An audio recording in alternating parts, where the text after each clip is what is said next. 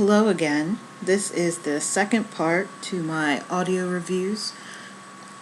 This time I'm going to be talking about the show Revenge, which is on ABC and will be premiering its season 4 on September 28th.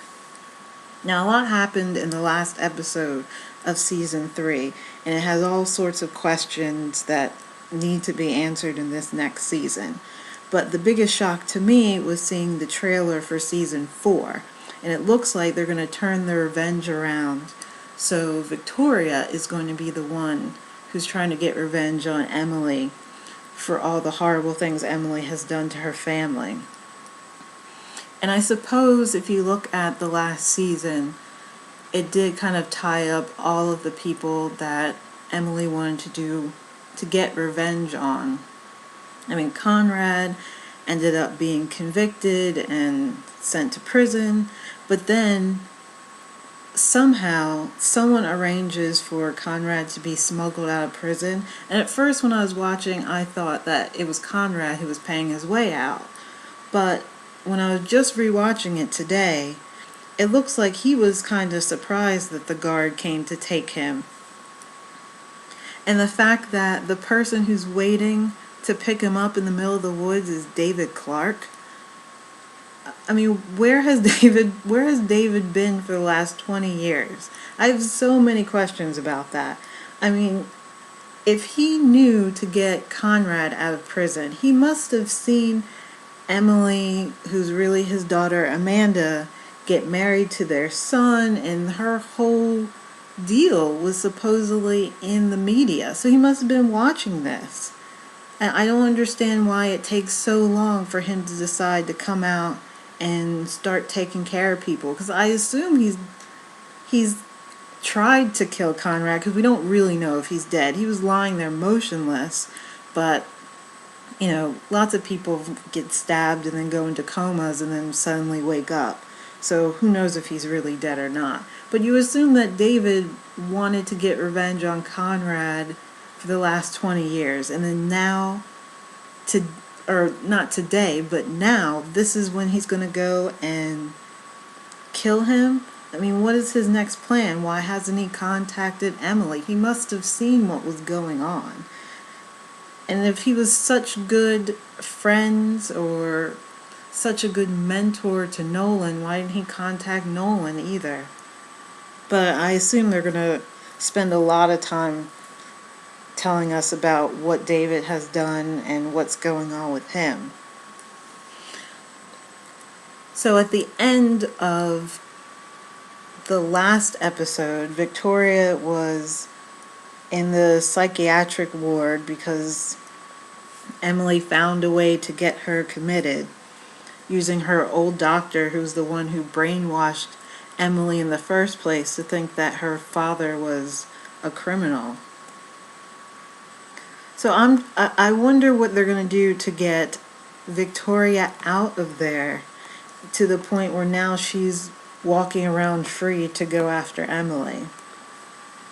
And also I wondered if that was the same facility that Emily's mother was in. I couldn't remember, and I tried to do a quick search before I started this, and I really couldn't find the name of the place where Emily's mother was held all those years.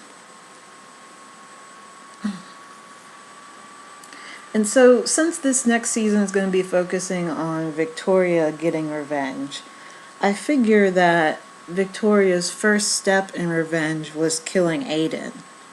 And I was really disappointed that they killed off Aiden, but I understand that they need to, get rid of the people that Emily loves if this was the direction that they are planning on going. Because if Victoria does what Emily did, she's going to start picking off everyone around her.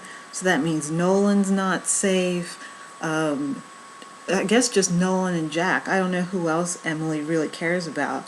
I don't think Victoria is going to come after David.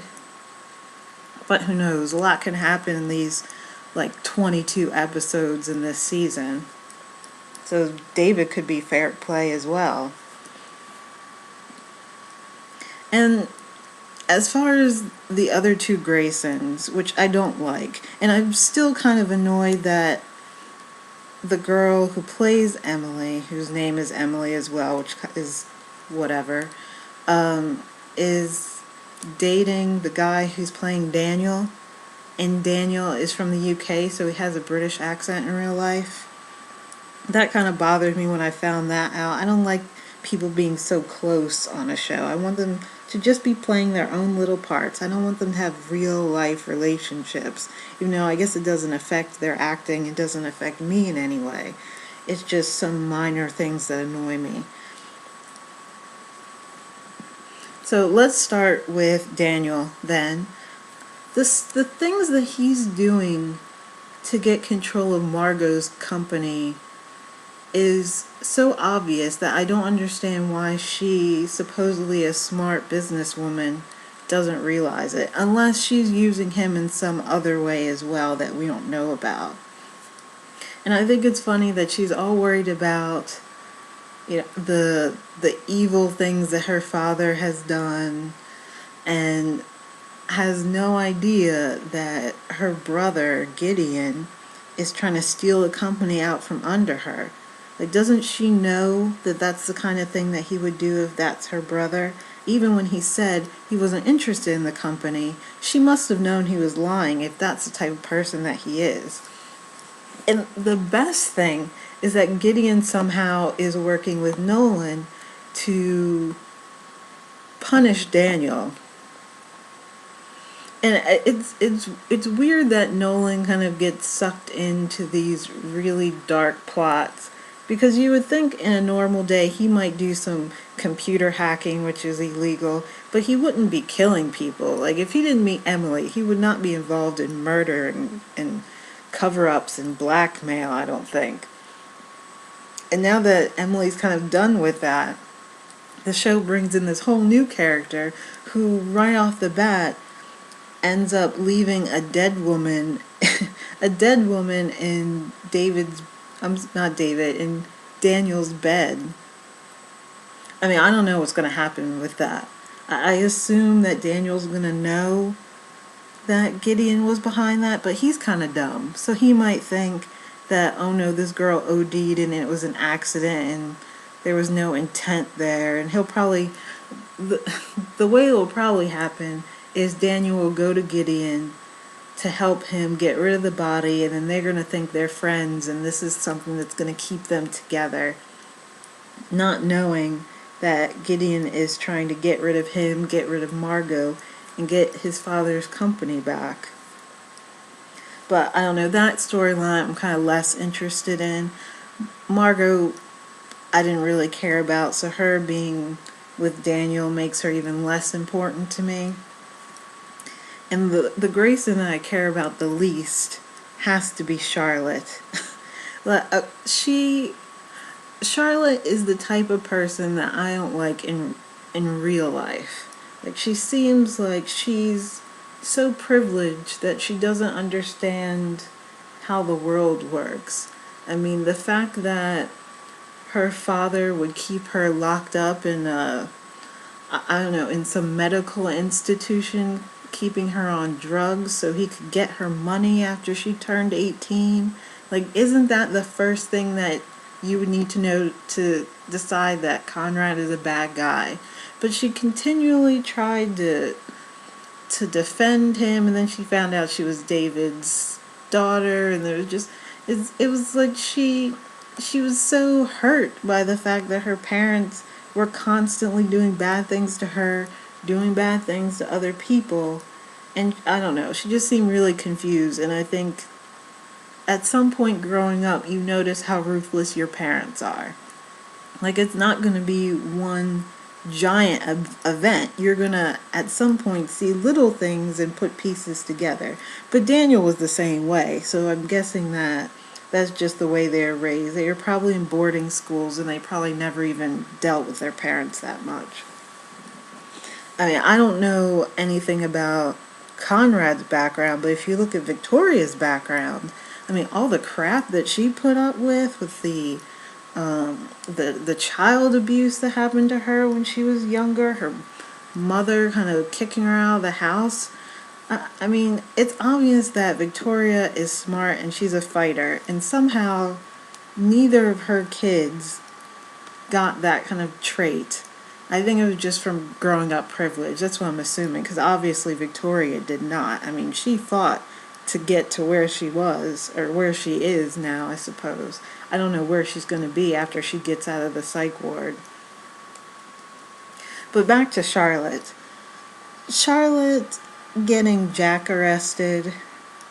I mean, I guess she thinks that everyone in the world is against her, and she magically recognized the way that Jack touched her shoulder as the same way the guy who let her out from being in prison touched her shoulder. That's so odd that that's the one thing. Like, not, his height, not the types of words he used, just the touch on her shoulder, which kind of spiraled out of control, and now Jack's going to be arrested. And I hope Jack doesn't go to jail, because Jack is, he's probably the nicest guy on the show. I mean, I don't even think he's killed anyone. I think everyone on the show, I guess besides him and maybe Charlotte, has killed people. I don't know how many people Victoria killed, but she smothered Aiden, or she poisoned Aiden and then smothered him to death. And I think that good things should happen to Jack. I mean, his wife was killed, his brother was killed, his father, I can't remember if he was killed or if he had some sort of heart attack. I don't know, it's been a while now. But can we just leave Jack alone? He should be happy, cheery. Maybe he'll marry Emily in the end. I hope not, but that's probably what they're going to try and do if they want a real happy ending. But just leave Jack out of it. I mean, he doesn't need to be arrested. He doesn't need to go to jail. He's got a bar to run. He's the least rich person on that show. At least let the little guy get ahead at some point, because it doesn't happen in real life. So why not let it happen in the fantasy world? But anyway, I'm really excited about what's going to happen with Revenge. I don't know. Their storylines have so many twists and turns usually that I can't even predict what's going to happen. But I know we need to know everything about what's going on with David Clarke. I mean, he can't just show up and then we don't see him again until like episode 11. That needs to be the first episode, explaining a lot of what happened there.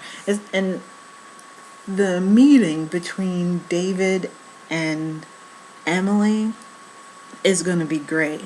I want a lot of detail in there.